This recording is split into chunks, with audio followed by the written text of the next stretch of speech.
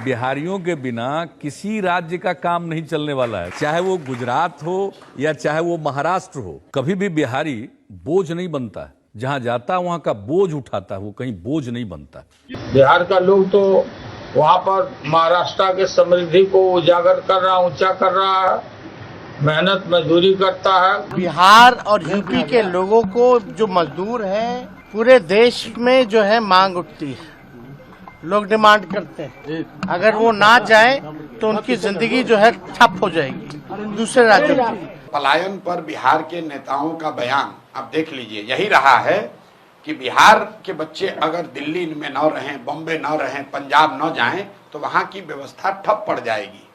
ये पहली बार है, जबकि 3 साल पहले मैंने जनसुराज ने ये बात उठाई कि आपके हमारे बच्चे दिल्ली बॉम्बे में जाकर सब्जी का ठेला लगाते हैं या साफ सफाई का काम करते हैं, टेम्पो ऑटो चलाते हैं, ये कोई शान की बात नहीं है। देखिए, कोई भी काम करने में कोई शिकायत नहीं है, काम सब अच्छा है, लेकिन जो लोग मजबूरी में बिहार के बच्चे जाकर अगर बॉम्बे में सब्जी बेच रहे हैं या वहां पर झाड़ू लगा रहे हैं या वहां पर ऑटो रिक्शा चला रहे हैं, पंजाब के खेतों में जाकर मजदूर का काम कर रहे हैं, ये शान और गौरव की बात नहीं है। आप नीतीश कुमार का बयान देखिए, लालू जी का, तेजस्वी का बयान देखिए। ये लोग हमेशा यही कहते हैं कि बिहारियों की हर जगह डिमांड है। मेरे भाई, बिहारियों की हर जगह डिमांड नहीं है, हम लोग के बच्चे मजबूरी में जाते रहे हैं और पलायन बिहार का सबसे बड़ा अभिशाप है। ये शान की बात नहीं है। शान की बात तब होती जब हम लोग यहाँ पर सब्जी उगाते और रेफ्रिजरेटेड ट्रेन से वो सब्जी दिल्ली जाती और तब हम लोग कहते कि अगर हम लोग से उलझोगे तो तुम्हारा खाना पीना दाना बंद कर देंगे। तो पलायन की बात उठाई है हम लोगों ने, क्योंकि गांव-गांव में जाकर देखा कि इसका आर्थिक सामाजिक कितना बड़ा इसका नुकसान है। आप जरा इसको दूसरे तरह से समझिए। मध्यम वर्गीय परिवारों में किसी का पति 10-15 दिन बाहर चला जाता है तो लोग कहते हैं भैया 10 दिन से उनका पति बाहर है।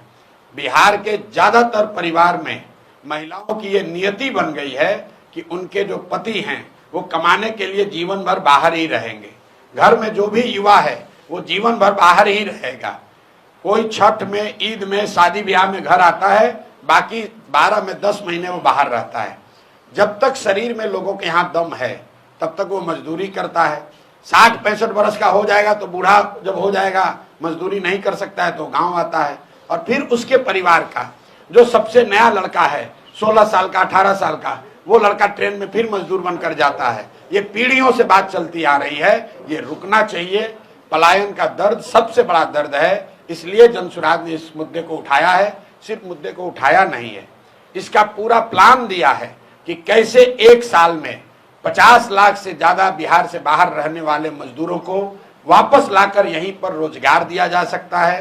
कल भी अभी सिवान में 15 मिनट तक मैंने इसको समझाया है। एक लाइन में आपको बता दूं, जनसुराज का जो मॉडल है कि जिस दिन बिहार से पूंजी का पलायन रुकेगा, उसके बाद बुद्धि का पलायन रुकेगा, पूंजी और बुद्धि का पलायन रुकेगा तो श्रम का पलायन अपने आप रुक जाएगा। बिहार से हर साल सिर्फ लाखों बच्चे मजदूर बनकर नहीं जा रहे हैं, करीब करीब 2.5 लाख करोड़ रुपया पूंजी का पलायन हो रहा है, जो बैंकों के जरिए हम लोग का पैसा दूसरे राज्यों में जा रहा है। उसको रोकने की जरूरत है। वो जब रुकेगा तो जो समझदार लोग हैं, पढ़े लिखे लोग हैं, स्किल वाले लोग हैं, उस पैसे का इस्तेमाल करके वो यहाँ पर रोजी रोजगार की नई नई व्यवस्था शुरू करेंगे और उससे यहाँ पर श्रम का पलायन अपने आप रुक जाएगा। 1 साल में, जनसुराज का वादा है, 1 साल में किसी भी व्यक्ति को मजबूरी में, अंडरलाइन कर रहे हैं मजबूरी में, स्वेच्छा से जाना चाहते हैं जाइए, लेकिन मजबूरी में अपने बच्चों का पेट भरने के लिए हरियाणा, पंजाब, दिल्ली, बॉम्बे जाने की जरूरत नहीं पड़ेगी। 10-12 हजार रुपए का रोजी रोजगार का अवसर बिहार में ही उनको करके दिया जाएगा।